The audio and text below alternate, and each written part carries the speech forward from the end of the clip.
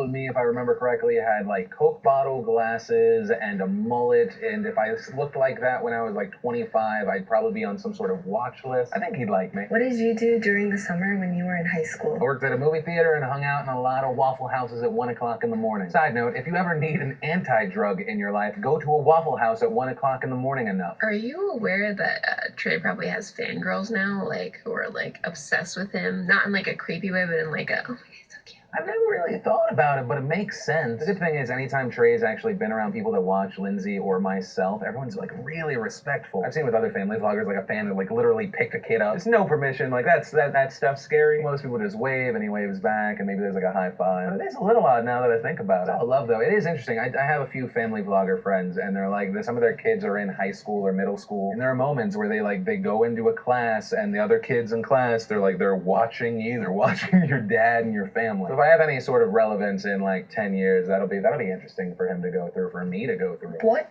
member of the original SourceFed cast do you miss the most? That's such a hard question. I love all the OG. I was gonna say OG3, but really it's like the OG6. I miss them all. They're just all like such really cool, talented people. I think that I was sad, like the most sad about Steve Zaragoza, because I just love like walking up to him and just chatting for no reason. He's like one of the sweetest people in the world. He loves all these things that I'm barely even aware of. He's a great, kind guy, but I mean, I don't know, they're all so great. Hey Phil, were you annoyed during your Skype interview with Marina? Because it kept sounding like she was dodging all your questions, and her bullshit excuse for bruises, like, bitch, he was not Red Riding Hood, he was not in the woods. I was concerned and confused by some of the answers. Like I said in that video and several times since, my main hope is that she is good / in a better place or in a supportive place. Hey Phil, I saw in your Snapchat story that you kind of didn't want to get out of bed and be motivated and do stuff.